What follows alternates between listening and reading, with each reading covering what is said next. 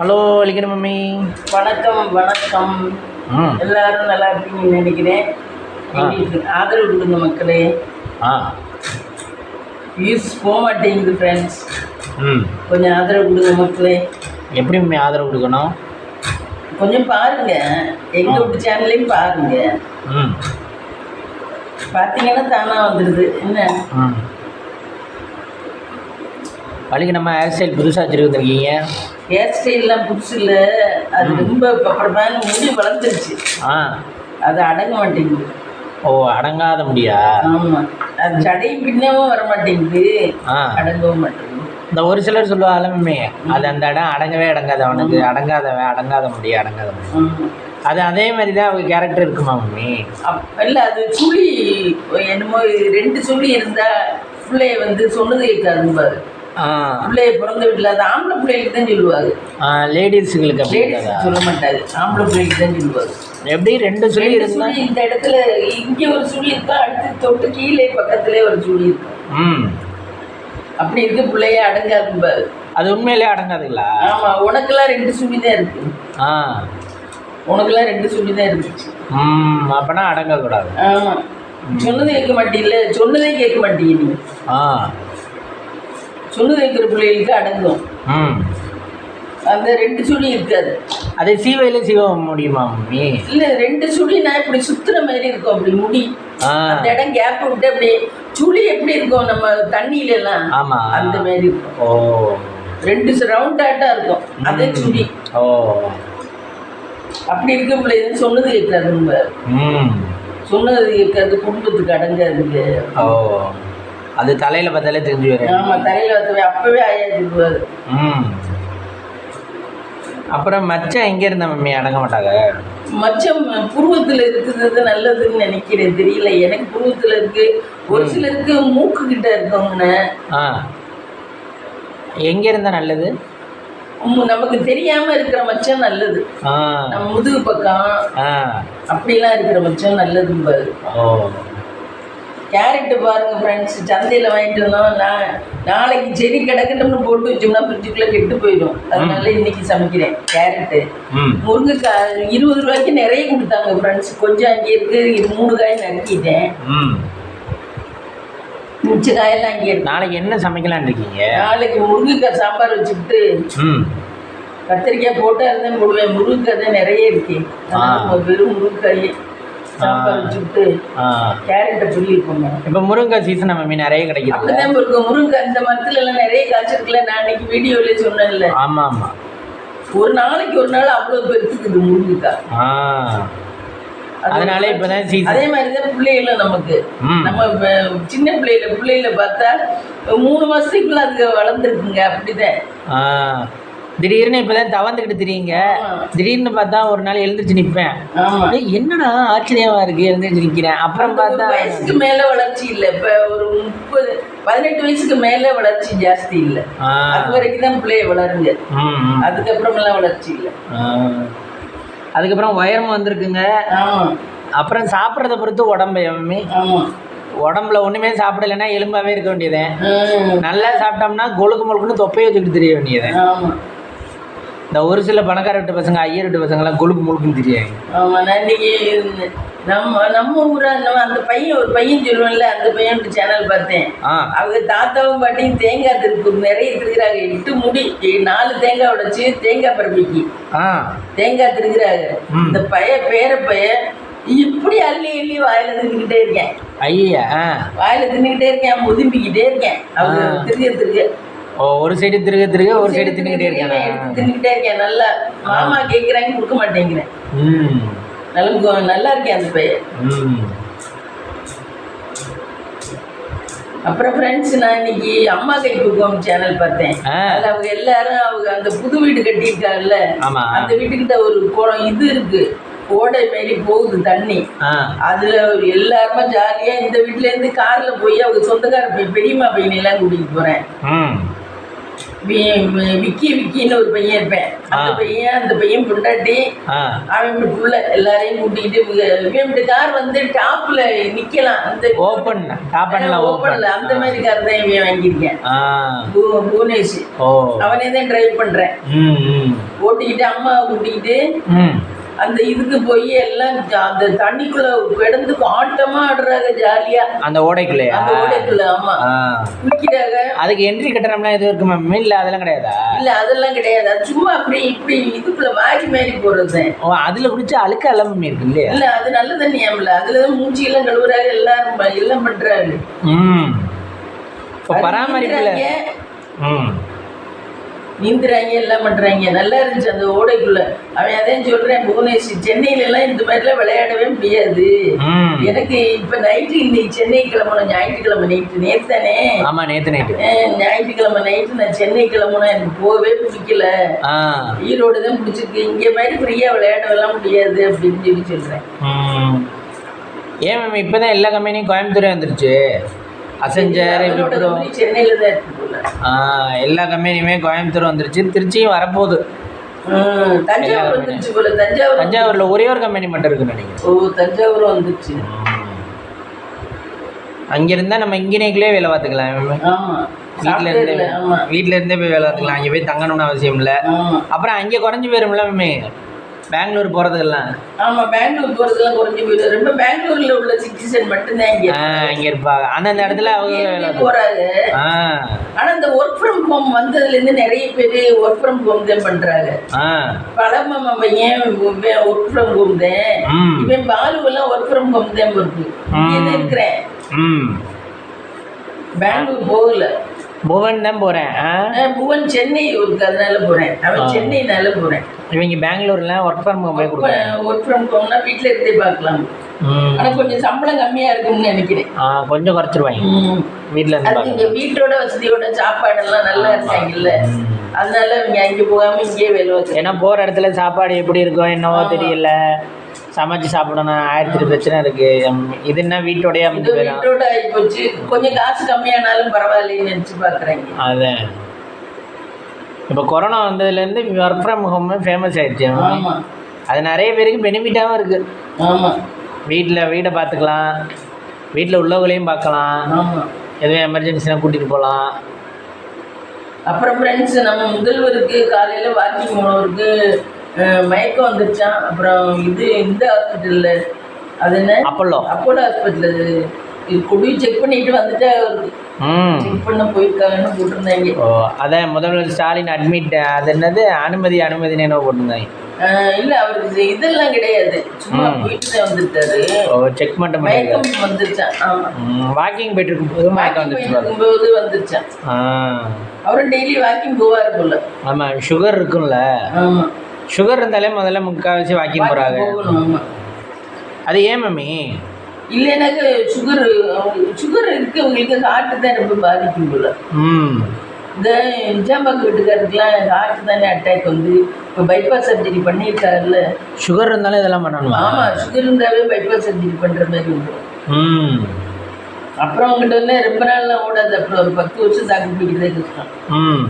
சரி மம்மி, இது சுகர் இருந்தால் ஏன் வாக்கிங் போகணும்? பிளட்டு இதுக்கு இதயத்துக்கு சர்க்குலேஷன் கரெக்டாக போகணும். வாக்கிங் போனோம்னா எல்லா உறுப்புகளுக்குமே நல்லதான். ஆனால் நமக்கு போகதே சோம்பேறியா இருக்கு. ஆனால் போனால் நல்லதான். நீங்கள் சொல்லுவீங்கல்ல இந்த வீட்டு வேலையே பார்த்தாலே போதும், நம்ம தனியெல்லாம் வாக்கிங் போக வேண்டாம். அதுவே நினைக்கிறேன். ஆனால் வீட்டு வேலை பார்க்க வேண்டாம், வாக்கிங் போனாலே போதும். சினிமா ஆக்டர்ஸ் எல்லாம் வாக்கிங் தானே போகிறவளுக்கு. ஆமாம் அவளுக்கு வீட்டு வேலைக்கெல்லாம் 100 ஆள் வச்சுட்டு போயிருக்கு. வாக்கிங் தான் போகிறாங்க. அப்போ வாக்கிங் போகிறது ஈஸியாக மம்மி? வாக்கிங் போகிறது கஷ்டமாக தான் இருக்குது. சுறுசுறுப்பு வந்துடும் நம்ம வாக்கிங் போனோம்னா. வாக்கிங் போனோம்னா நமக்கு சோம்பலா இருக்கனால தான் நம்ம திருப்பி வேலையை பார்த்துட்டு படுத்துக்கணும்னு நினைக்கிறோம். கொஞ்ச நேரம் வேலையை பார்த்து மாதிரி 10 நேரம் படுத்துக்கணும்னு நினைக்கிறோம். இது வாக்கிங் போனோம்னா நம்மளால சுறுசுறுப்பாயிடும். ஏன்னா இதயம் ஹார்ட் எல்லாம் நல்லா பம்ப் பண்ணும் வாக்கிங் போனோம். அதனாலதான் நிறைய பேர் வாக்கிங் போறாங்க. அவ்வளவு பேரும் வாக்கிங் தான் போறாங்க. நான் முக ஸ்டாலின்லாம் போவாருன்னு நினைக்கல, இன்னைக்கு தான் போட்டிருந்தாங்க. அவரெல்லாம் கூட காலையில எந்திரிச்சு வெள்ளனா எந்திரிச்சு போயிடுவாங்க 6 மணிக்கெல்லாம். ஏன்னா அதுக்கப்புறம்லாம் ஆளுங்க வந்து நீங்க ஸ்டாலின் வந்துருவாங்க, அதனால வெள்ளனா எழுந்திரிச்சு போனாதான் வெள்ளனா எந்திரிச்சு போயிடுவாங்க. அவங்கெல்லாம் பப்ளிசிட்டியான பிளேஸ்க்கு ஒழுங்கா போக முடியாது. அவங்கெல்லாம் பப்ளிக்கான பெரிய ஆளுகள்ல வந்து மொயின்னு முச்சிருவாங்க. சார் போட்டோ எடுத்துக்கிறேன் சார் போட்டோ எடுத்துக்கிறேன் சார்.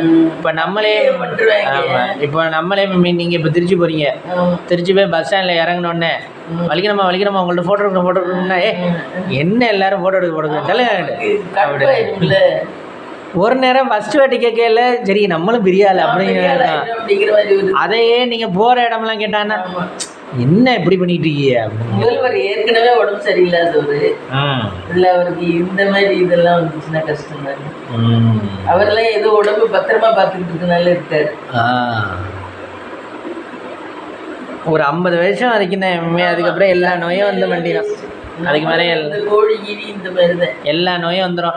பிபி இருக்கா, பிபி இருக்கு, சுகர் இருக்கா, சுகர் இருக்கு. குரங்கு வந்து சாக போறோம்னு தெரிஞ்சாக்க அது தனியே போய் உட்காந்துருமாம்டா குரங்கு.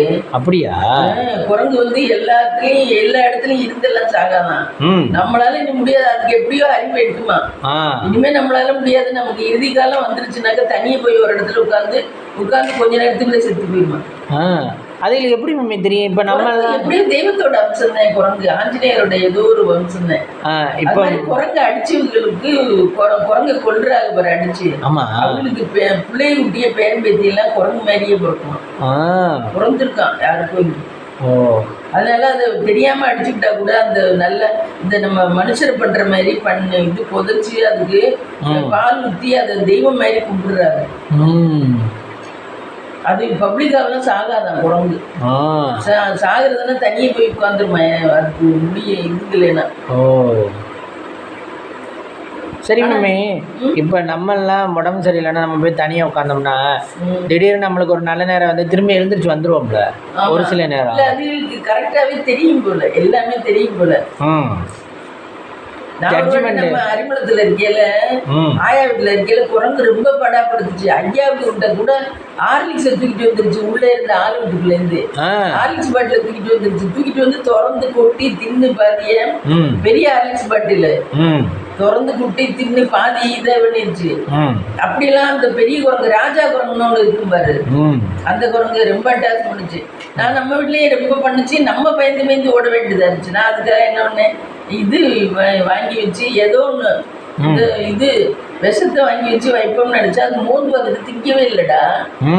அதுக்கு அந்த அளவுக்கு விவரம் தெரியுது.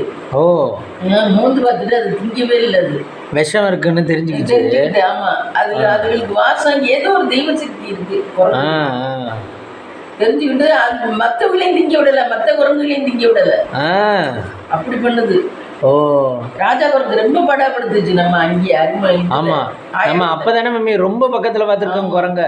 ராஜா குரங்கு எத்தோ தண்டி இருக்கு மம்மி, கனம் கூட இருக்கும். ஆமா, அப்படி இருக்கு வெயிட். அப்பா ஆனா அது தூக்கி போட்டு கொஞ்சலாம் போல இருக்கும்ல, முஸ்குன்னு இருக்கும் முடி. அப்புறம் இன்னொன்று அந்த லேடிஸ் குரங்கு ஒன்று இருக்கும்ல. ஆமாம், அது தெரியல எனக்கு லேடிஸ். அப்புறம் குட்டி குரங்கெல்லாம் சுமந்துக்கிட்டே தெரியுங்க. மாமி ஒரு வாட்டி வந்து அந்த ஆரஞ்சு பாட்டில் எடுத்து வெரைட்டி எப்படியும் வாங்கிடும்னு நினச்சாங்க. அது அப்படியே திறந்து குட்டி தின்றுச்சு, அவங்கள கடிக்க போயிடுச்சு.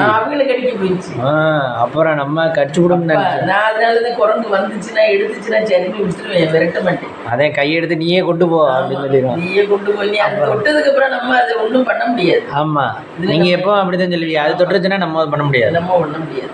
அது நம்ம வடை ஏதோ ஒன்று காயப்படையில எல்லாம் மாவெல்லாம் திருண்டு போயிடும். அப்புறம் அந்த மாவெல்லாம் கீழே வெடிக்கிறதே விட்டேன். இல்லைன்னா இடிப்பா நம்ம இடிச்சு பண்ணோம்னா நல்லா இருக்கும், சூப்பரா இருக்கும் ஃப்ரெண்ட்ஸ். சிஆர்எஃப்சியில் இடிப்பா செஞ்சோம்னா சிஆர்எஃப்சி ஒரு 4 கிலோ எடுத்தோம்னா 1 கிலோ நம்ம ரேஷன் பச்சரிசி எடுத்துக்கலாம். எடுத்து நல்லா கிளஞ்சிட்டு இடிப்பா மிஷின்ல கொண்டு போய் அரைச்சிக்கிட்டு வந்து காய போட்டு அது நல்லா பதமா வச்சுட்டு நம்ம செஞ்சோம்னா சூப்பரா அப்படி இருக்கும் இடிப்பேன்.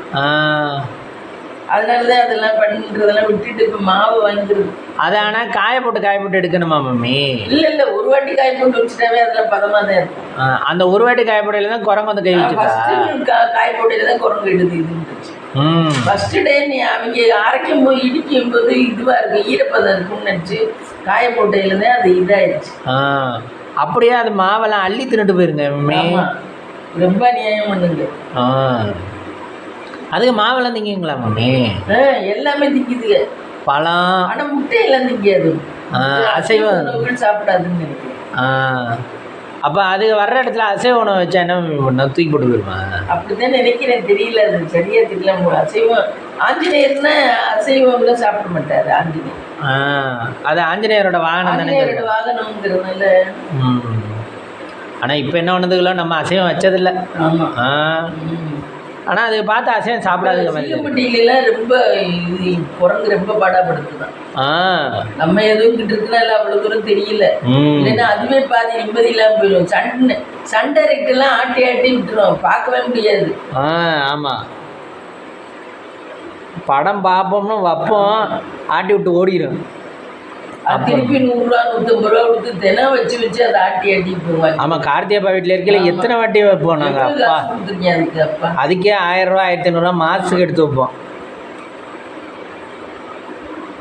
ஆனால் சீகப்பட்டியிலாம் அப்படித்தான் படுத்துதான். அந்த ஊர்ல அறிமுகத்தில் உள்ளூருக்குள்ளேயும் இந்த ஊருக்குள்ளேயும் அப்படித்தான் படுத்துதான். அப்புறம் மெயின் சொல்லுவாங்கல்ல, இந்த குரங்கெல்லாம் பிடிச்சி கொண்டு வேற இடத்துல விட போறோம்னு. அப்படிலாம் விட மாட்டேங்கிறீங்க. அது காட்டுல ஒண்ணுமே இல்லை. காட்டுல பழங்கிடம் இருந்தாவில் அது காட்டுல தின்னுட்டு காட்டுக்குள்ளே இருக்கும். அதுக்கு காட்டுல ஒண்ணும் இல்லைங்கிறனாலதான் அது மனுஷன் வாழ்ற இடத்துக்கு. அதை காடையும் அழிச்சு பிளாட் போட்டு விற்க ஆரம்பிச்சிட்டாங்க காசுக்காக. அது உடனே காட்டுல இருந்து அதுவும் இங்க வந்துருச்சு. ஆனால் அதே மாதிரி யானைன்னு வந்தால் கஷ்டம்ல மம்மி. ஆமாம், இன்னொரு விஷயம் ஃப்ரெண்ட்ஸ், அந்த வினோத் சங்கீதா கோயிலுக்கு போயிருக்காங்க அம்மா அப்பாவை கூட்டிகிட்டு. எந்த கோயில்? திருச்செங்கோடு அர்த்தநாரீஸ்வரர் கோயிலுக்கு போயிருக்காங்க. திருச்செங்கோடு அர்த்தநாரீஸ்வரர். இப்போ வந்து ரோடாட்டம் படியேறதும் ஏறலாம் இருக்கு. காரெல்லாம் ஏறது ரோடாட்டம் மலையிலே குறைஞ்சிட்டு இருக்காங்க. அவங்க கார்லயே தான் போறாங்க இதுல மலைக்கு. டிரைவர் போட்டு போறாங்க. அவன் தம்பி இருக்கு, யாரு வினோத்தோட தம்பி தான் டிரைவர் இருக்கு, கார் ஓட்டுறேன். அவன் டிரைவர் தான் இருக்கு சென்னையில. அவன் தான் கார் ஓட்டுறேன். இவனுக்கு சரியா தெரியாது. அது எப்படி மம்மி உச்சியா இருக்குமா? உச்சியில போகணுமா? உச்சியில இருக்கு. ஆமா, அர்த்தநாரீஸ்வரர் கார்ல போயிலையும் சிவனும் பாதி பக்கம் அம்பாளும். அதே அர்த்தநாரீஸ்வரர் ஒரு உருவத்துல 2 இருக்குமா? அது ரொம்ப சக்தி உள்ள தெய்வம். அதே ஃபர்ஸ்ட் அந்த வீடியோ ஸ்டார்ட் பண்ணும்போது இன்னைக்கு சொன்னுச்சு, இது அது சங்கீதா சொன்னுச்சு. ஃபர்ஸ்ட் நான் வீடியோ யூடியூப்னு ஸ்டார்ட் பண்ணும்போது அங்கேதான் எடுத்தேன் ஃப்ரெண்ட்ஸ். அர்த்தநாரீஸ்வரர் கோயில்ல தான் ஃபர்ஸ்ட் ஸ்டார்ட் பண்ணேன். எனக்கு அது அமோகமா வந்துச்சு. இப்ப கார் வாங்கிட்டு நாங்க ஃபர்ஸ்ட் அங்கேதான் போறோம். குலதெய்வம் கோயில்லாம் பூஜை போட்டுட்டு நாங்க அங்கேதான் போறோம். அது அவ்வளவு வசதியா இருக்கு. ஆமா, அர்த்தநாரீஸ்வரர் ரொம்ப சக்தியா இருந்து அப்ப காடு மாதிரி கிடக்கும். நாங்க கோயிலெல்லாம் படி இதெல்லாம் இப்போ வந்து நல்லா இது கார் போறதுக்குலாம் அவ்வளவு கார் நிக்குது மேல. நல்லா எல்லாருமே சகலமா கார் நிக்குது, கார் நிறுத்துற இடத்துல. அப்படி இருக்கு, நல்லா இருக்கு. நம்ம எது முயற்சி பண்ணாலும் சக்சஸ் பண்ணிடுவாங்க. ஆமா, அர்த்தநாரீஸ்வரர் கோயில். அப்புறம் இன்னொன்னு முருகன் கோயில் கொண்டு போயிட்டு இருந்தாங்க. ஏதோ ஒரு முத்து என்னமோ ஒரு முருகன் கோயில் ஒண்ணாங்க சேலத்துல. சேலம் பக்கத்துல அர்த்தநாரீஸ்வரர் கோயில். அங்கே போயிட்டு வந்துருக்காங்க. நல்லா இருக்கு. அம்மா அப்பா கூட்டிட்டு நல்லா போயிருக்காங்க. மேல போய் சாமி பார்க்கறதுனா 150 ரூபாய் டிக்கெட்டு. டோக்கனா? டோக்கன். இப்போ எல்லா கோயிலையும் டோக்கன் வந்துருச்சு. ஆமாம், எல்லா கோயிலையும் டோக்கன். அப்புறம் அவங்களும் பராமரிக்கணும்ல. அதான் எல்லா அம்மா அப்பா எல்லாரையும் கூட்டிட்டு போயிட்டு இருக்க, அது நல்ல சந்தோஷமான விஷயம்ல. கார்ல எல்லாரையும் கூட்டிட்டு போயிட்டு வந்துச்சுல, பிள்ளையும் கூட்டிட்டு போயிடுச்சு. இன்னைக்கு இதுவும் அம்மா அப்பா.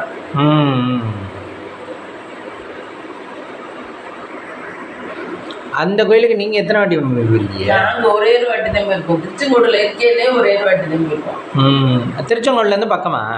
நான் புள்ள பிறக்கணும்னு நினைச்சு நான் பிறக்கிறதுக்கு முன்னாடி போனேன்.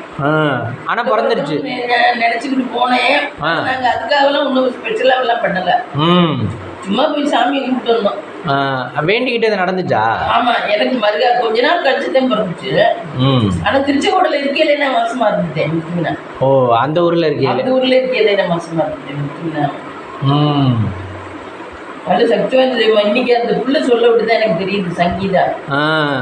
நம்ம தான் ஒரு இடத்துக்குமே போறது இல்லையே. காலேஜ் மட்டும்தான் போக முடியுது. போகணும். அவங்க கார் வச்சுருக்கானா எல்லாரும் போறாங்க எல்லா இடத்துக்கும், நம்ம தான் போறதே இல்லை. கோயில் ஃபுல்லா ஷூட் பண்ணியிருக்காரு. அது பெருசா இருக்குமா எப்படி? சின்னமா இருக்கு, பெருசா இருக்கு, நல்லா இருக்கு. கீழே நல்ல பெருசா இருக்கு, மேல கொஞ்சம் சின்னமாக இருக்கு. மேல டோக்கன் 150 ரூபாய் ஒரு ஆளுக்கா? ஒரு ஆளுக்கு. அப்போ அது கவர்மெண்ட் கோயில் ஆயிடுச்சா? அப்படித்தான் இருக்கு, அதனால தான் டோக்கன் போடுவீங்க. டோக்கன் போட்டோம். இப்போ ஸ்ரீரங்கம் இதெல்லாம் டோக்கன் போடுறாங்கல்ல கவர்மெண்ட். ஸ்ரீரங்கம்லாம் டோக்கன் போடுறாங்க. இப்போ எல்லாரும் சமயபுரம் போயிட்டு இருக்கா மம்மி? அதே அந்த சமயபுரம் ஆடி மாசம்ல. நீங்கள் மொட்டை போட்ட இடம். ஆமாம். பிபி மாத்திரையும் சாப்பிடாம சாப்பிடாம 4 மணி வரைக்கும் நின்றுட்டு வந்து சாப்பிட்டோம். ஆமா, அந்த எக்ஸ்பீரியன்ஸ் மறக்க இதுதானே அன்னைக்கு நின்றுட்டேன். இல்லை மம்மி, அன்னைக்கு உள்ள எக்ஸ்பீரியன்ஸ் மறக்கவே முடியாதுல்ல. எப்படி தெரியுமா, நம்ம லைஃப்லயே நாங்கள் இவ்வளோ தூரம் கூட்டத்தில் இருந்ததே இல்லைங்க. எப்படின்னு சொல்லுங்க. ஏன்னு இல்லை மம்மி, நம்ம ஃபஸ்ட்டு சரி போங்கன்னு உள்ளே விட்டுட்டாங்க. உள்ளே விட்டுட்டு நம்ம பின்னாடியும் போக முடியாமல் முன்னாடியும் போக முடியாமல் அடைச்ச மாதிரி நம்மளுக்கு பக்கத்துலேயே அவ்வளோ மக்கள், அவ்வளோ கூட்டம். ஐயோ என்னடா பண்றது, இங்கிட்டும் போக முடியல அங்கிட்டும். நீ இப்ப சொல்ற சீன் அப்பவே மனசுல நினைச்சிருந்தேன்னா ரொம்ப அப்படியே வெட்ஸாயி மயங்கி விழுந்திருப்பேன். நான் அதெல்லாம் நினைக்கவே இல்லை. எனக்கு நாட்டுல எதுவுமே நம்ம எதுவுமே ஏரோப்ளேன்ல பறக்கிறோம்னாலும் கீழே நினைச்சு பார்க்கும்போது சாதாரண நினைச்சு பார்த்தா நமக்கு ஒரு பயம் வராது.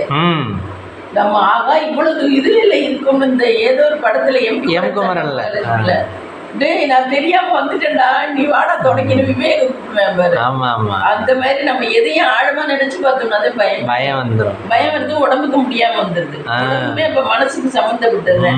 ஆமா, மனசோட இதுதான் உடம்பு. மனசு செய்யன்னு சொல்லியாச்சுன்னா உடம்பு செஞ்சிடும். உடம்பு மனசு பயந்துருச்சுன்னா உடம்பு பயந்து. அப்போ உடம்புல ஒண்ணுமே இல்லை, மனசுதான் காரணம். மெயின் காரணம் மனசுதான் மெயின் காரணம். அதனாலதான் இப்ப எல்லா நோய்க்குமே மனசை கரெக்டா வச்சுக்கோங்க. இதுக்குமே மனசு நீங்க கரெக்டா வச்சுக்கோங்க. எதையும் இருக்காதீங்க, நைட்டு தூங்கிடுங்க நிம்மதியா. மனசை ரிலாக்ஸா வச்சுக்கிட்டீங்கன்னாவே பாதி நோய் வராதுங்கிறாங்க. முதல்ல பிபி ஹார்ட் அட்டாக் எல்லாம் மனசுதான் காரணம்.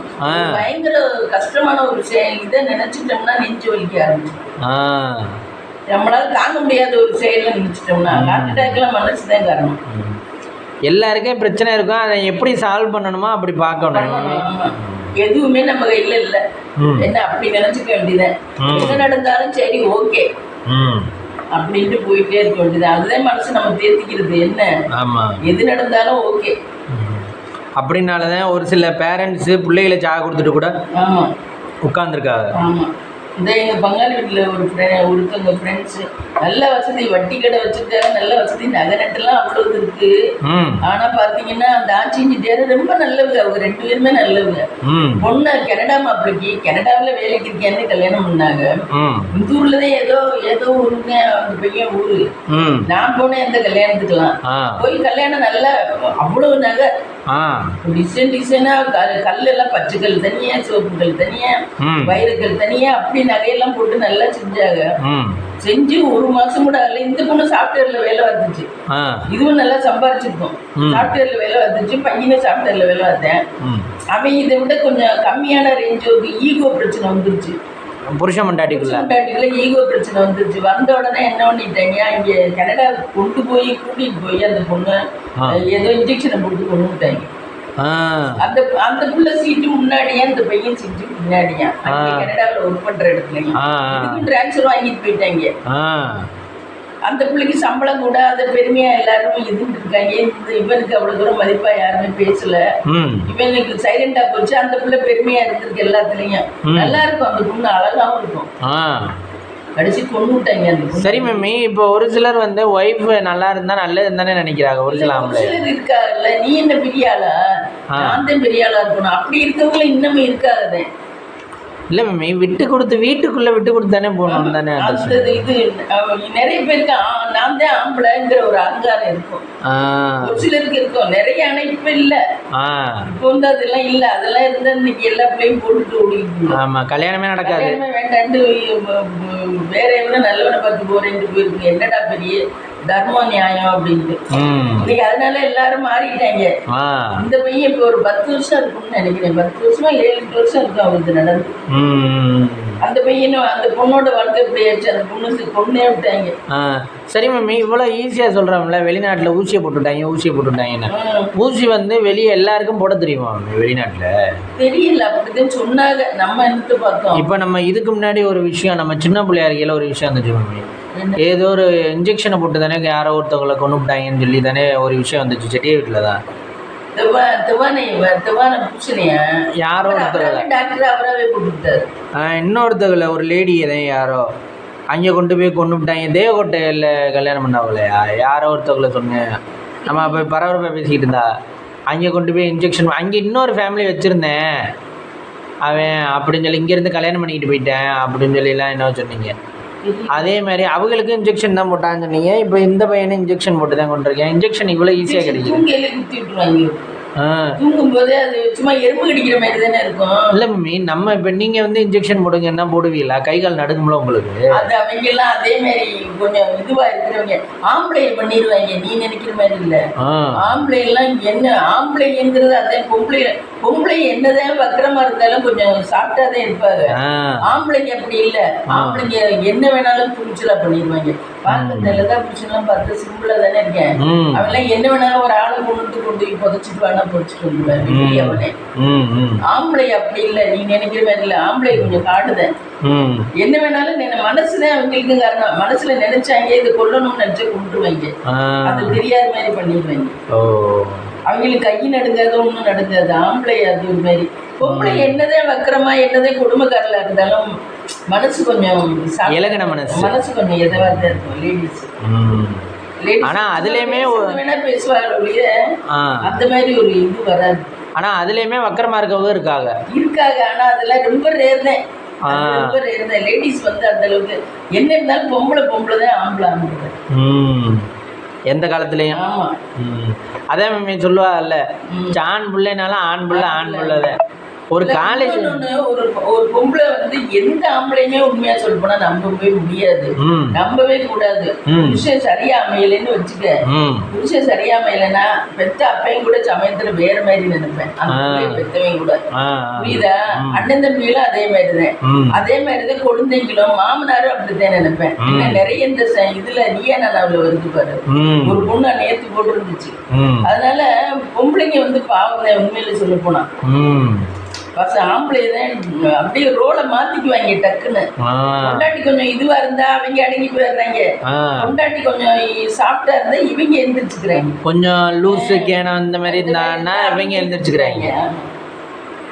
அதுதான் எல்லாருக்கும் இப்போ உள்ள பிள்ளைகள ரப்பன் டப்பாவே இருக்குது. எல்லாருக்கும் ஒரு கடிகாலம் வேண்டி காலம் அதனாலதான் மாறி போயிருக்கு. அதனாலதான் ஆம்பளை இல்லை. என்கிட்ட என்ன சொல்லுவோம், இந்த கார்த்தி அம்மா தான் சொல்லுவோம். இந்த கார்த்தி அம்மா இல்ல, அந்த மாஞ்சாம்பதியா விட்டு அது நான் சொல்லுவேன். ஆச்சு ஆம்பளையில நம்பக்கூடாது, பெற்ற அப்பனையும் நம்பக்கூடாது, மாமனாரையும் நம்பக்கூடாது. நம்ம லேடிஸ் வந்து யாரையுமே நம்பக்கூடாது. நம்ம மூளையை வச்சுதான் செய்யணும். யாரையும் நம்பக்கூடாது அப்படின்னு என்கிட்ட அப்பவே. யாரையும் நம்ப முடியாது இன்னைக்கு இருக்கிற காலத்துல. யாரையும் நம்ம நம்பி இந்த இதுவான்னு நினைக்கவே முடியாது. நல்ல பெண்ணு நினைக்கவே கூடாது எந்த ஆம்பளையுமே. பெத்த மகனா இருக்கட்டும், அண்ணன் தம்பியா இருக்கட்டும், எவனும் அவன் பொண்டாட்டி பிள்ளைதான் பார்ப்பாங்களுடைய அக்கா தங்கச்சிலாம் எவனும் பார்க்கலாம். பணங்காசு கூட இருந்தால் வேணால் பார்க்கலாம். அதுவுமே பார்க்க மாட்டாங்க. பணங்காசு கூட இருந்தாலும் அம்மா அப்பாவை தான் பார்க்க முடியும். அம்மா அப்பா தான். அக்கா தங்கச்சிகளெல்லாம் பார்க்க முடியாது. அம்மாவையும் இவன் பார்க்குறேன் இன்னைக்கு. அவங்களுக்கு காசு வேணா கொடுக்கலாம். ஆமாம் ஆமாம், ரொம்ப இதுவாக தான் இருக்குது. அதனாலதான் பொம்பளைய தான் ரொம்ப கஷ்டம். வாழ்க்கை துணை மட்டும் சரியா அமையலன்னு வச்சுக்க, பொம்பளைய நிலைமை ரொம்ப கஷ்டம். அதுல பொம்பளைய சாதிக்கிறாங்கன்னா அது பெரிய விஷயம் சொல்ல போனா. எந்த துணையும் இல்லாம யாருமே துணைக்கு வர மாட்டேன். இப்ப நானே ஒரு இடம் வைக்கணும்னு சொன்னேன் செந்துறையில. இதே அண்ணன் தம்பியை கூட்டிட்டு போயிருந்தேன்னா அவங்க மேற்கொண்டு இன்னைக்கு எடுத்துதான் விட்டுருப்பாங்க. ஏதோ நம்ம 2 பேருமா போனோம், ஏதோ அப்படி இப்படி பண்ணோம், ஏதோ இடத்த விட்டோம். என்ன எவன் இன்னைக்கு அண்ணன் தம்பின்னு உண்மையா தங்கச்சிக்கு அவளை ரோட்டில் விட்டா சரின்னு தான் நினைக்கிறேன். ஆமா, எல்லாருமே அப்படிதான். ஆமா, ரோட்டில் விட்டுட்டு சிரிக்கணும். ஆமாம், நம்ம பார்த்து கை விட்டு சிரிக்கணும். ஐயோ நம்ம தங்கச்சி தானேன்னு சொல்லுவாங்களேன்னு நினைக்கவே இல்லை. அதே எப்படி இருந்தாலும் குரு ஒற்றுமை இருக்கும், இது இருக்கும், எல்லாரும் சொல்லுவாங்கல்ல வெளியில் உள்ளவங்க, ஏய் அவன் தங்கச்சி தான் இப்படி திரியிறான்னு. அது நினைக்கல, அவ திரியிறா அப்படிம்பாங்க. அதனால பொம்பளைய காலம் நடத்துறது ரொம்ப கஷ்டம். ஆம்பளை படிச்சிருந்தாங்கன்னா நடத்திடலாம். படிச்சிருந்தாங்கன்னா படிச்சிருந்தாலுமே அங்கே ஆஃபீஸில் எத்தனை பேர் நீ பொண்டாட்டி அவரையா கேட்பேன். ஒரு துணை மட்டும் சரியா இல்லைன்னா எத்தனை பேர் கேட்பேன் சொல்லு பார்க்கலாம். அதெல்லாம் கஷ்டம். வேலை பார்க்குற இடத்துல வந்து நடத்தி இதெல்லாம் பிள்ளைகிட்ட மாட்டிக்கிறாரு. பிள்ளைய கண்டுக்கிறது இல்லை, பிள்ளைய மதிக்கிறது இல்லை. ஆனால் பொம்பளைய வளர்க்கான உண்மையில அவங்க இண்டிவிஜுவலாக யோசிச்சு வாழணும். ஆமாம். என்னென்ன மம்மி நறுக்கிறீங்க? இந்த கேரட் நறுக்கிட்டேன், இந்த இது முருங்கைக்காய் தோல் உரிச்சியை நறுக்கிட்டேன். தோல் உரிச்சிருக்காங்க. தோல் உரிச்சிட்டேன். இப்படிதான் கேரளாவில் எல்லாம் உரிச்சு போடுவாங்க முருங்கைக்காய். இப்படி நல்லா எல்லா பச்சை தோலையும் உரிச்சிடுவாங்க. அது வெங்காயம் தக்காளி மம்மி?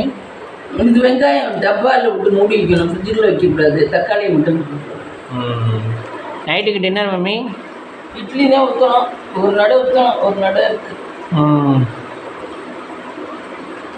டின்னர் பார்க்கலாமா? டின்னர்.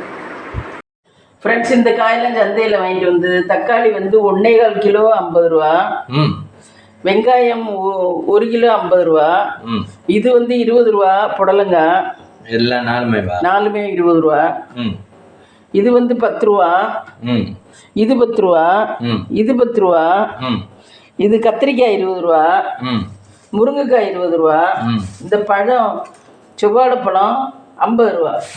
இந்த இது கருணக்கிழங்கு இங்கே பீட்ரூட் 10 ரூபா. இதுதான் ஃப்ரெண்ட்ஸ் இன்னைக்கு நம்ம வீட்டில் சந்தையில் வாங்கினது. இன்னைக்கு தான் சந்தை. இதெல்லாம் நாளைக்கு தான் எடுத்து வைக்கணும், இல்லைன்னா நைட்டு சாப்பிட்டு எடுத்து வைக்கணும்.